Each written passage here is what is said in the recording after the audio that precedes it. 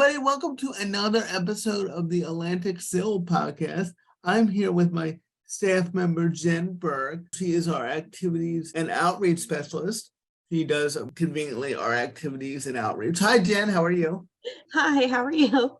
I'm good. So let's get started. We just want to talk. This is kind of the second staff member to do the podcast. We had Anna on the last podcast. So now we're having you on, and we just want to kind of introduce people to the staff members so they get an idea of the center and what they can expect at the CIL. So tell us a little bit about how you found the CIL, how you got connected, and how you were lucky enough to join us, or we were lucky enough to find you. Yeah, so I was connected to the CIL through a former board member, Jamie Angelini. She works for Mental Health Association, and we've been friends for a very long time. I taught her kids art classes, and she was a member of the community where I used to work at a community association. And during the pandemic, things changed. The community center shut down for a while, and I was in need of a job. And so when she learned that you were looking for an outreach person, she said, hey, why don't you put in for this? I think you'd be good for it. And so I interviewed, and it worked out. Yes, and Jamie's awesome. I don't know if Jamie listens to this, but if you do, Jamie, you're awesome. And she was a great board member, finally retired after years and years of doing it. Tell us a little bit about your job. So what does that mean, you outreach and activities? So tell us a little bit about that. Sure. Yeah. So the outreach part of it is to basically get the CIL out there in the community, make sure people know about our services and what we can offer. So I go to different outreach events, different community fairs at schools and through different organizations that run resource fairs. Let's see. I also network with different businesses in the community. And I do our social media and our newsletter, which goes out to a lot of people. Yeah, so you're doing an awesome job with the newsletter. That usually comes out. It does come out, not usually, but it comes out like the first week of the month. We try to get it out on the first. Sometimes it's depending on, sometimes there's a weekend there. So sometimes it's the third or the second or whatever, but it usually comes out the first weekend of the month.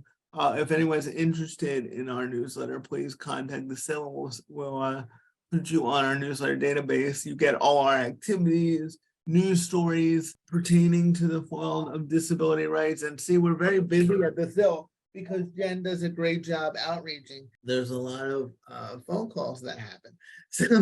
But if you're interested in participating in our activities, most of them are virtual. You can attend them online. Of course, they're no cost to the consumer. So tell us about the different activities you do, Jen.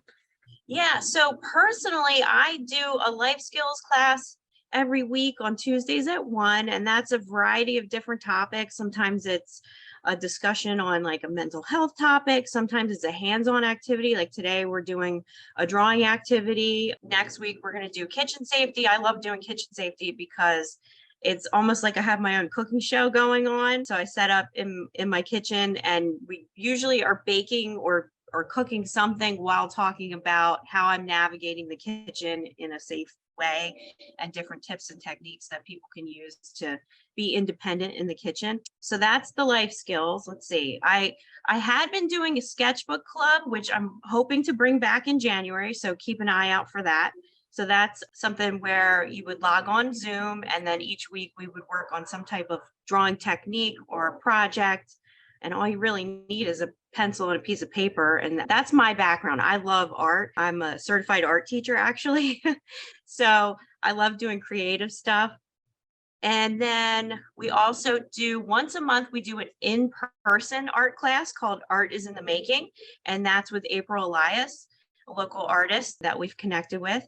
And so we get together in person, and it's a non-instructional class. It's all about the process of painting. It's not about the end result. So everyone who comes to the class comes just ready to explore whatever they want to work on. We usually do have an example for anybody who needs like a little bit of guidance.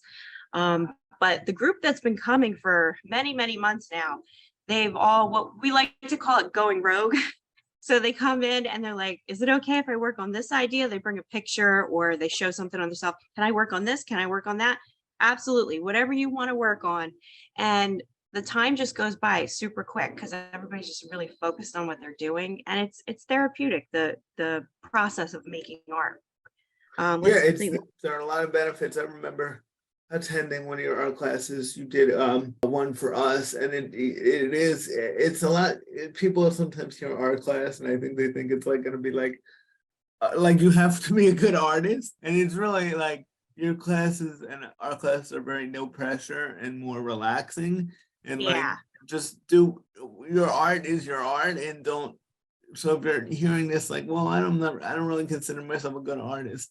Well, you don't have to. Like Jen said, it's just about the process of making art and enjoying that experience, and being around people doing the same thing, and being around good energy, and yeah, kind of escaping the world a little bit. Because I think why people are so quiet, they're just focused on doing their thing, and that's the therapeutic part of it. They don't have to worry about whatever stresses they have going on in life. So tell us a little bit about your background, Jennifer. I always forget you were an art teacher, or not an art teacher, but your background. Were you an art teacher? Did you ever? I am an art teacher. So Oh, so my background is, I always tell the story that I have been an art teacher since I was in elementary school because I was a very, very shy kid. I was known as that girl that doesn't say anything. And people started to notice that I was good at drawing, right? So my classmates would come up to me and be like, oh, can you draw this for me? Can you draw that for me? And I was always taught that it wasn't good to do other people's art. So I was like, well, I can't do it for you, but I'll show you how to do it. So growing up, I always wanted to be an art teacher. I went to Apsagamie High School. I took all the art classes. I made sure my independent study class was in the art room. And then I went to Stockton to study art. So I studied visual arts and philosophy with a minor in art history. And my goal was to be a certified teacher. So life happens. And it does. Life does. I got pregnant with my first son, Riley. So that put my teaching certificate on hold. After I had him, I fell into a job doing recreation. So I started doing that. But through that whole time, through college and working in recreation, I always taught community art classes, mostly for kids. That's like my core group. But I love teaching all different ages. So I teach classes regularly: drawing, painting, printmaking, mixed media, all different types of things. And I just never fell into working at a school. Right, So right. Well, yeah, you can be, just because you weren't at school doesn't mean, like you say, you've been teaching it for a long time. It just, life took you in a different direction. Riley yeah, was worth it. It was worth the detour. yeah.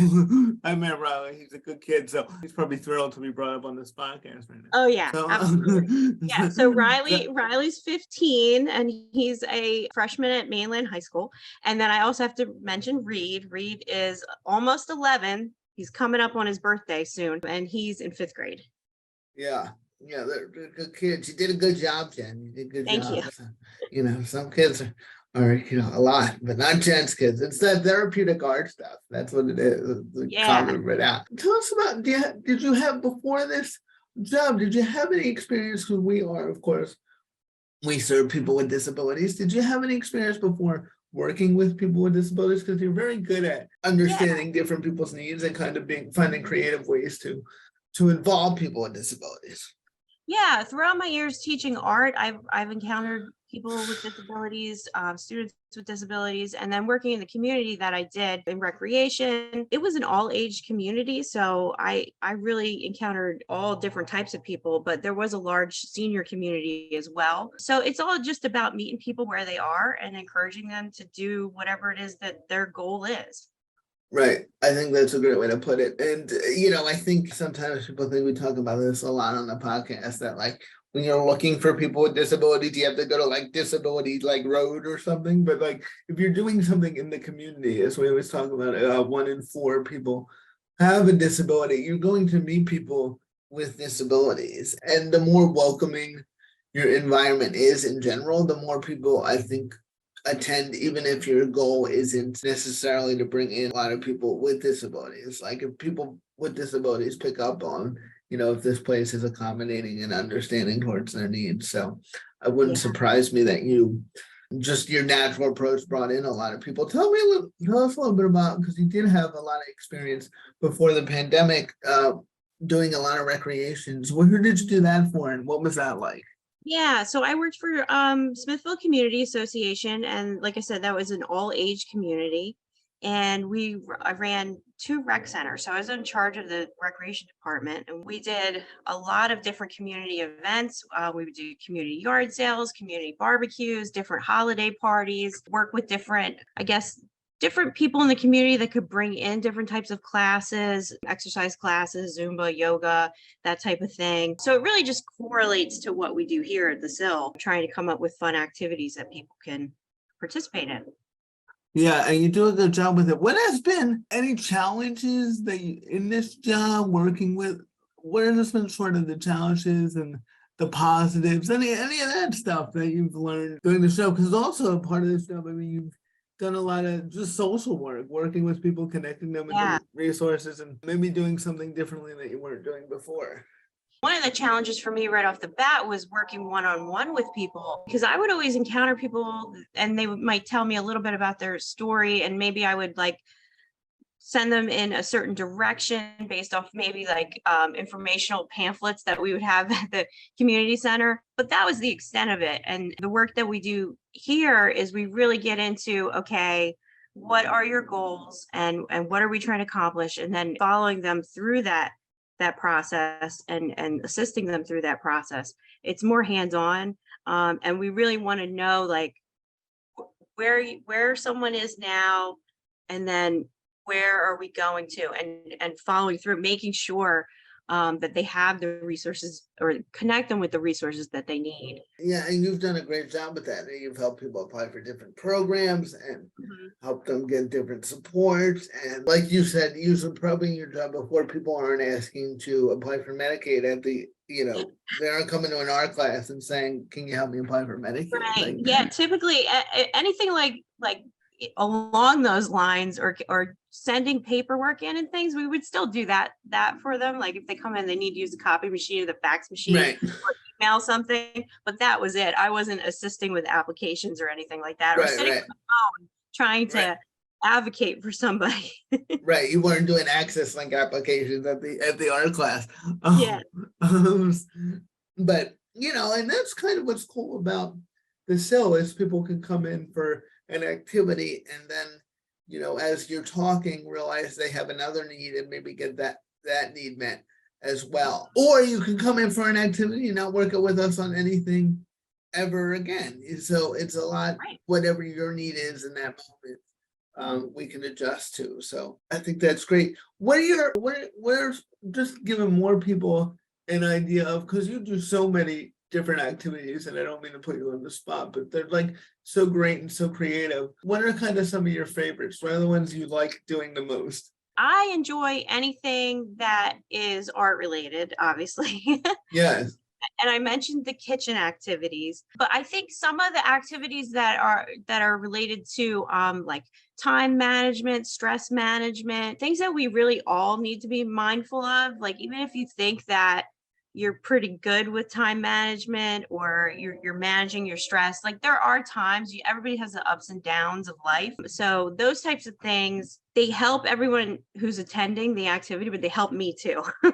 Yeah, I always think that too. I'm always like, I gotta come to these activities, because I think especially after this pandemic, which was like a traumatic event to go through, and we all just kind of went through it, and it was just like living through it. But like we've learned how important our mental health is, and managing our stress and our time is, and I hope we continue that as a country and as a people. I hope we don't lose that self-care is really important. So, and that's basically what our life skills are about, giving you the skills to take care of yourself and the others around you.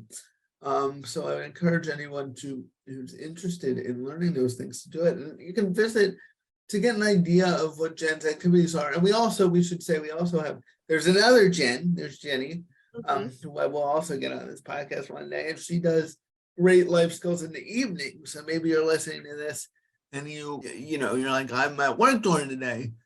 Well, we do have activities in the evening, and she covers topics like she does a lot of self-care related topics, stress management, and building self-esteem, and setting goals, and accountability, and all that good stuff. That is also good to learn. So we don't just have something in the daytime; we have something in the evening as well. And I would encourage people to check both out. You can go to both. Some of our people do go to both. So I would Yeah, encourage we people we to. always do different topics. Like we don't actually confer on what we're doing each week. So it's nice because there's really a wide variety of different topics that you can. Yes, there's a lot of great things. I would encourage people to go to our website too, Atlantic. Just Google Atlantic Center for Independent Living and pop right up. Our website's kind of new now, so you can go to our events and you'll see all our flyers with the links and Jen's beautiful calendar that I would have no idea how to put together if she left. I would have to find somebody else to put this calendar together because it looks really, really good. Thank you. And let me just mention about our activities. So all over the newsletter, I feel, is my email address. So if you need Zoom links sent to you, I have a list that I send Zoom links on pretty much a daily basis for people who just need the link easily accessible to them. But the newsletter itself is a PDF format where you can click on the Zoom links, but sometimes it's just easier if you get your email each day and you see what's going on, you can click in it. So just email me and I'll put you on that list. Yes, and Jen, give out your email. Give out your email. Just Sure. say what it It's is. jburke@atlanticcil.org. Awesome. So we're gonna wrap up here. Jen, do you have anything else you want to say? Any other thoughts? I don't think I mentioned our Health Connection calls that we do twice a Oh month. yes, talk about that. Talk about that. So I just want to put a plug in for that. So that's on the second and fourth Wednesdays of the month in the evenings at 5:30. And those are different health related topics with Coach Tadris. And he's just such a positive, bubbly personality. So it's really he's very good at motivating you. I mean, I talk to him one-on-one, and every time I talk to him, I feel like I want to do like 7 things after I'm done. He's very good at that, and I would encourage anyone to check out his activities. Again, it's no cost. If you don't like it, don't come back next time. It's just there are there are resources out there. I know a lot of people feel alone, especially during these times coming out of the pandemic. A lot of stuff going on, but there are resources out there if you have a disability, especially where you can feel connected, feel a sense of community, and get support. So I would definitely encourage you to do that. And thank you for joining us, Jen. Thank you. You did a great job, everybody. Jen was very nervous about this. Yeah. She did an awesome job. Thanks, everybody. See you next time on the Atlantic CIL podcast. Bye.